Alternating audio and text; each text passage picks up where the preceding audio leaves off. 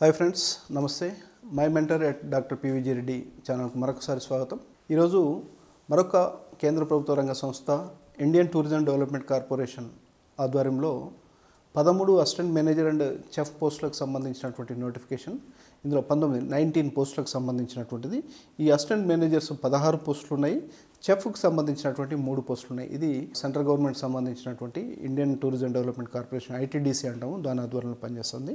Assistant మేనేజర్కి సంబంధించినటువంటి దానిలో మనకు qualifications BE, BTech in CSC or civil engineering or any degree, BA, BCom, BSc వీళ్ళంతా కూడా ఎలిజిబిలిటీ ఉంటారు. పీజీడీఆర్ఎం, అదేవిధంగా PGDBA, any post graduations complete చేసినటువంటి వాళ్ళు వీళ్ళంతా కూడా అసిస్టెంట్ మేనేజర్ ఐటీడీసీలో ఎలిజిబిలిటీ ఉంది. అదేవిధంగా చెఫ్కు సంబంధించినటువంటి 3 పోస్టులకు సంబంధించినటువంటి ఖాళీలలో ఎలిజిబిలిటీ అనేటటువంటిది మస్ట్గా degree in hospitality and hospital administration అనేటటువంటిది వీళ్ళు చేసి ఉండాలి.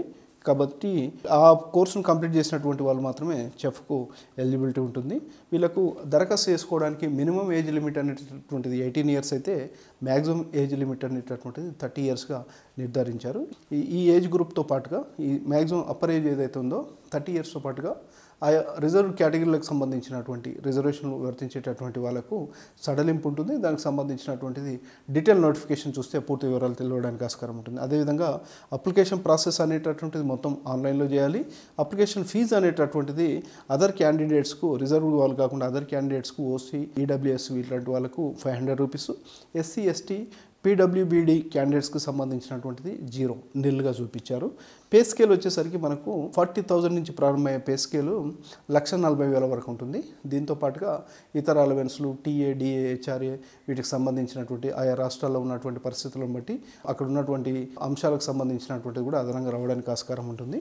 దీంతో పాటుగా మనకు అతి ముఖ్యమైనటువంటి విషయం, ఈ పోస్టులకు మనం దరఖాస్తు అనేటటువంటిది మనకు తీసుకుంటే కనుక మార్చి 27వ తేదీ చివరి తేదీగా ఉంది. ఎక్కువ సమయం కూడా లేదు.